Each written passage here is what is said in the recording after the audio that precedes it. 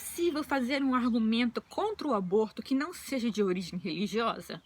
O autor do livro de hoje, o filósofo Francisco Horácio, vai dizer que sim. Ele escreveu o livro Contra o Aborto, que se propõe a fazer justamente isso, oferecer argumentos contra a legalização do aborto, baseado num ponto de vista filosófico. No início do livro, o autor vai falar da importância da filosofia, ele vai criticar também as falhas da democracia, ele vai dizer que, principalmente hoje em dia, no sistema que a gente vive, a democracia é uma questão muitas vezes de retórica. Quem fala mais alto, quem é mais convincente, consegue impor seus pontos de vista, independente desses pontos de vista estarem corretos ou não. E ele vai argumentar que é preciso ter uma noção de justiça e de realidade para além das opiniões subjetivas e que não pode vencer a simples retórica. O que tem que vencer é realmente o ideal de justiça e de humanidade. Nessa primeira parte do livro, ele vai falar muito de filosofia. O livro, de modo geral, tem uma linguagem bem acadêmica, um pouco complicada. Independentemente disso, é um livro muito interessante. O autor vai criticar também a forma como o debate em torno da questão do aborto se desenrola na sociedade. Ele vai dizer que, na verdade, não existe um debate, que os grupos feministas que são a favor da legalização do aborto, eles, na verdade, eles conduzem a discussão de tal modo, usando, por exemplo, palavras como saúde pública, justiça social, direitos da mulher, etc., de modo a que, se você se põe contra o aborto, você fica parecendo alguém que não se importa com os direitos humanos, com a liberdade da mulher, você fica parecendo um machista retrógrado. E ele vai falar também que muitas vezes se ataca a pessoa que está contra o aborto, ao invés dos argumentos. Ele critica muito esse estado de coisas. E ele vai dizer também, vai criticar também os grupos feministas por eles terem a pretensão de falar por todas as mulheres, quando na verdade isso não é fato. Eles falam por algumas mulheres, mas não por todas. Essa parte do livro vai focar nisso, em como está a discussão atual em relação ao aborto, a importância da filosofia nessa discussão e como os grupos militantes militam a favor dessa causa. Aí ele vai trazer vários exemplos, inclusive de discussões em que ele foi convidado a assistir, em que só tinha gente a favor do aborto na mesa, etc. E ele vai falar também que a questão do aborto não é uma questão simplesmente da liberdade da mulher, questão de saúde pública, etc. É uma questão muito maior, é uma questão de todos nós, homens e mulheres, e é uma questão que diz respeito à vida humana. A gente está, na verdade, discutindo se o embrião é uma pessoa e, portanto, tem direito à vida ou se não. E aí, com base nesses argumentos filosóficos que ele vai apresentar, ele vai criticar várias posturas em favor do aborto. Por exemplo, com certeza vocês já ouviram esse posicionamento de que antes dos 3 meses, como o embrião não tem sistema nervoso, ele não sente dor, e como não tem sistema nervoso, não é uma pessoa. E que antes do 3º mês, mais ou menos, quando o sistema nervoso se desenvolve, o embrião seria simplesmente um amontoado de células. E o Francisco Horácio vai criticar essa posição. Ele vai dizer que a gente não pode pegar simplesmente um aspecto biológico, que é o sistema nervoso, o desenvolvimento do sistema nervoso, e colocar como o único parâmetro para definir o que é uma pessoa. E ele vai dizer que se a gente for por esse caminho, pessoas que têm um sistema nervoso danificado, como por exemplo pessoas que têm alguma deficiência mental ou idosos que já estão senis, eles perderiam o status de pessoa. E ele vai argumentar também que isso é muito perigoso, essa ideia de definir o ser humano apenas em termos biológicos, porque ele vai dizer que isso também abre uma porta para a eugenia. E o ser humano, ele não pode ter seu status de pessoa definido pela política, porque assim, como eu disse, isso abre porta para a eugenia, para a opressão do mais fraco pelo mais forte. Aí a gente lembra de nazismo e outros movimentos racistas. Porque se está na mão de quem tem poder definir quem é gente e quem não é, o fraco sai perdendo. E ele vai argumentar que esse é o principal argumento do livro dele, que o embrião ele não se torna humano por desenvolver um sistema nervoso. Ele desenvolve o sistema nervoso por já ser uma pessoa. Se não houver, ele vai argumentar que o embrião não é um amontoado de células. Essas células não estão ali a esmo. Essas células estão ali com um propósito e com uma estrutura que são humanas. É por isso que o embrião vai desenvolver um sistema nervoso e todas as outras características que são únicas à espécie humana.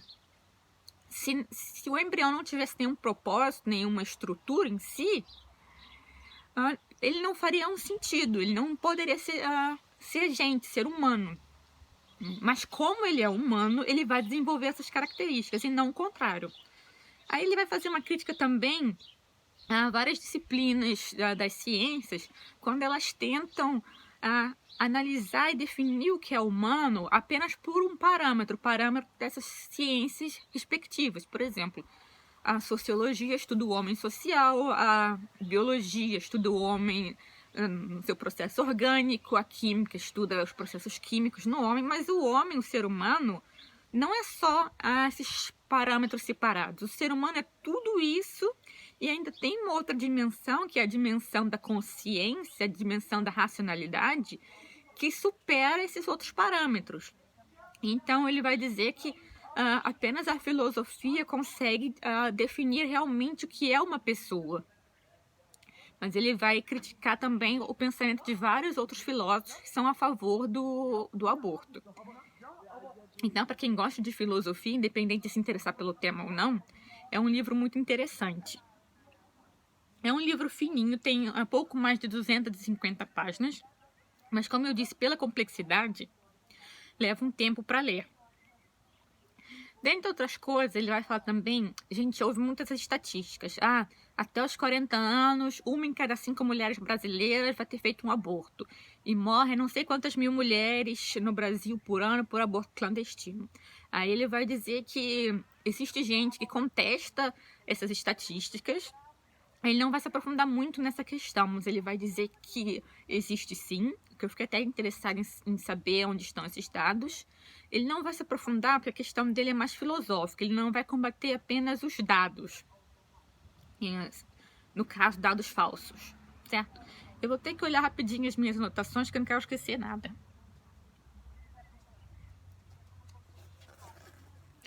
Ele vai falar também da questão da ONU, de como ela procura se intrometer na soberania nacional de diversos países. Nisso ele tem um argumento bem parecido com o Jorge Scala, daquele livro A Multinacional da Morte, que eu já comentei aqui, vou deixar aí no card.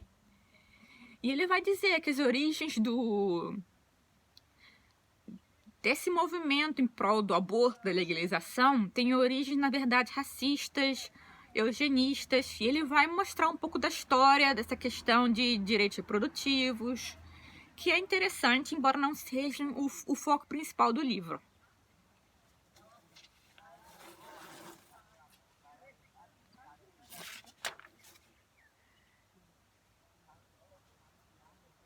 Ele vai argumentar também que não se deve rechaçar nenhuma posição no debate por ela ser religiosa ou não. A gente tem que ver todos os argumentos e ver qual argumento tem mais consistência. Que muitas vezes ativistas pró-legalização do aborto dizem: esse cara que é contra porque é um fundamentalista religioso, a gente não tem que ouvi-lo. Não, tem que ouvir todo mundo.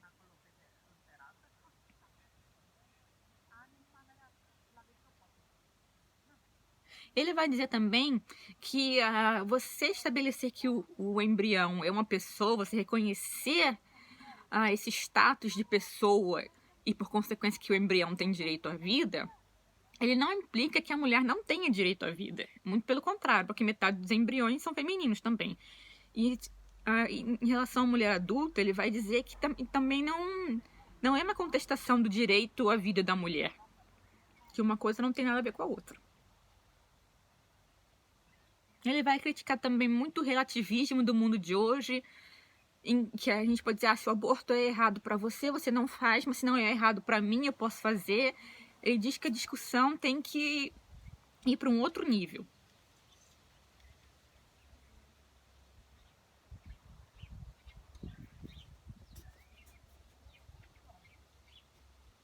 E ele vai dizer também, ele vai criticar esse posicionamento de que como o feto, o embrião, ele depende da mãe, a mãe não precisa querer continuar oferecendo o corpo dela para que ele viva. Só que as crianças também são dependentes dos adultos, as crianças já nascidas.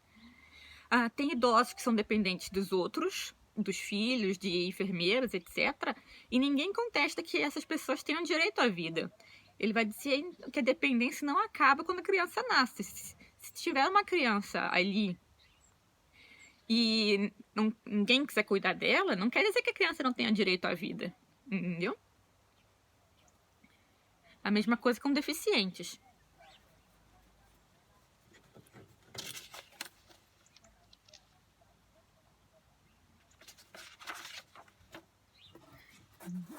Ele vai argumentar também, nessa definição dele de pessoa, que o ser humano, a pessoa, é um ente que tem uma estrutura e que é capaz de tornar-se autoconsciente. Essa é a definição de pessoa que ele dá. Então, a partir desse princípio que o embrião tem o potencial de tornar-se autoconsciente, e de que ele não está ali um amontoado de células, ele está ali com uma estrutura e um propósito que, se não for interrompido, ele vai se tornar um ser humano, vai nascer, vai crescer. Ele vai argumentar que, por conta disso, o embrião é uma pessoa e não pode ser morto. Aí ele vai dar exemplos também, por exemplo, um embrião de gato é gato. O embrião de cachorro é cachorro. Tá ali naquele embrião todas as características da espécie a qual ele pertence.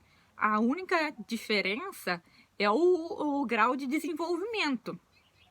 Mas a gente não pode estabelecer com arbitrariedade, a partir desse ponto, a partir do mês tal e tal, virou gente ou não virou. A partir do momento que o espermatozoide encontra o óvulo e começa esse processo de desenvolvimento de um novo ser humano, já há uma pessoa ali. Esse é o argumento do Francisco Orazio, que eu achei muito interessante. Embora eu ache que a linguagem possa afastar alguns leitores, porque a linguagem, como eu disse, é acadêmica, um pouco complicada, mas acho muito interessante para quem quer se aprofundar no tema e para quem se interessa por filosofia. Eu gostei do livro, recomendo. E eu vou procurar outros livros sobre esse assunto e vou procurar os questionamentos em relação aos dados que as ONGs feministas apresentam, porque eu não sabia que esses dados eram contestados. Agora que ele falou isso, eu vou procurar ver como eles são contestados, onde. Aí eu trago informação para vocês assim que eu encontrar, certo? Bom, esse foi o vídeo de hoje. Não se esqueça de se inscrever aqui no canal, de ativar o sininho, assim você não perde vídeo nenhum, de comentar, compartilhar, curtir. E me fala aqui se você já leu esse livro, o que você achou, se você ficou interessado em ler, se você conhece outros argumentos contra o aborto que não sejam de origem religiosa, ou se você conhece algum argumento que fala contra esse argumento do Francisco Orazio, certo? Para quem ainda não me conhece, meu nome é Raíza Félix e esse canal é Lebensfreude. Nele eu faço resenhas de livros, de perfume, posto conteúdo de astrologia, dentre outras coisas. Então, se você curte esse tipo de conteúdo, como eu já disse, se inscreva aqui abaixo. Certo? Eu agradeço a sua atenção e a gente se vê num próximo vídeo. Beijo!